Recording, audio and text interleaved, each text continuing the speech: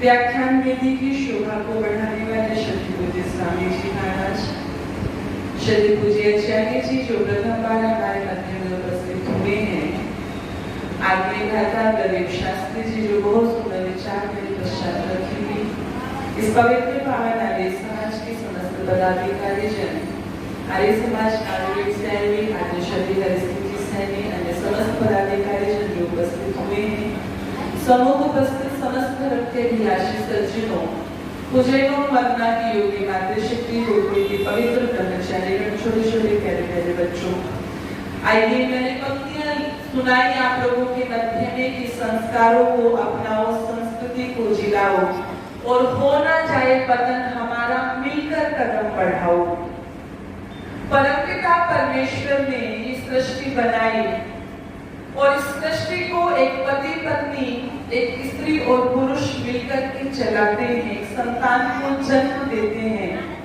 हमें ये बहुत छोटी सी बात लगती होगी कि एक माँ ने जन्म दे दिया एक बच्चे को, लेकिन ध्यान रखना ये छोटी बात नहीं है। एक संतान को जन्म देने का अर्थ है आप परमपिता परमेश्वर की बनाई हुई सृष्टि को आगे चला रहे हैं। यदि आप परमात्मा की रचना को आगे बढ़ा रहे हैं तो ये छोटी बात हो नहीं सकती। लेकिन यदि उस संतान का निर्माण ना किया जाए तो उसी परमात्मा की बनाई हुई सृष्टि में हाहाकार मच सकता है कि नहीं मच सकता है। उदाहरण अभी बहुत ही ताजा उदाहरण है रोहतक की घटना, जिस 20 साल के बच्चे ने अपने माता, अपनी नानी, अपने पिता, अपनी बहन को गोली से उड़ा दिया हो केवल इसलिए कि मैं एक लड़के से विवाह करना चाहता हूँ। वो अपनी सर्जरी करा करके जो लड़का है वो लड़की बनना चाहता था। ये जो संस्कारहीनता की आंखें चल रही है, आपको क्या लगता है कि इस वातावरण का प्रभाव पड़ नहीं रहा है? और ये स्थितियां आकर के खड़ी हो गई है तो क्यों खड़ी हो गई है? तो ध्यान रखना, वो लड़का मात्र 20 वर्ष का था, लेकिन उस लड़के के हाथ में 1.5 लाख का मोबाइल था। उस लड़के के हाथ में होंडा सिटी गाड़ी थी, बिल्कुल टॉप मॉडल की। आप इतनी छोटी सी अवस्था में जिस बच्चे को साधना चाहिए आप उसे साधन दे रहे हैं। साधना नहीं सिखा रहे, आप उसे साधन दे रहे हैं, तो वो आपके ही माथे पर बंदूक रख करके क्यों नहीं उड़ाएगा?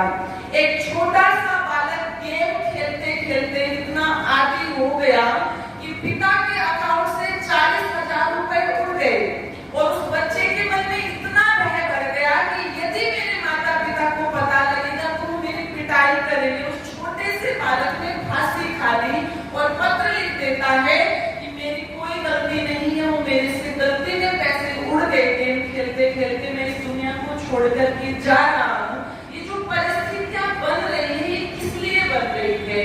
ये संस्कारहीनता के कारण बन रही है। ध्यान रखना, महाभारत के अंदर प्रसंग आता है कि सप्तऋषि और अरुंधति नाम की ऋषिका चले जा रहे थे और जब वो वापस आए तो एक जगह पर कुछ चीजें रखी हुई थी, कुछ सामान चोरी हो गया।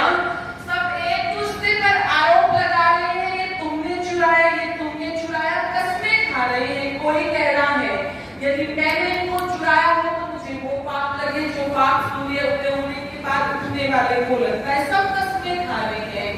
वहां पर अरुंधति नाम की ऋषिका ये कसम खाती है कि यदि मैंने इन ग्रंथों को चुराया हो तो मुझे वो पाप लगे जो पाप एक निर्बल और दुर्बल और नालायक संतान पैदा करने वाली स्त्री को लगता है। कितना बड़ा पाप होता है एक नालायक और संस्कारहीन समाज को देना, संतान देना। लेकिन क्या आज किसी का ध्यान नहीं? वैदिक भजन, वैदिक सिद्धांतों से संबंधित प्रवचन, वैदिक सिद्धांतों को जानने के लिए वैदिक राष्ट्र यूट्यूब चैनल सब्सक्राइब करें, लाइक करें, शेयर करें और अपने विचार हमें देते रहें। धन्यवाद।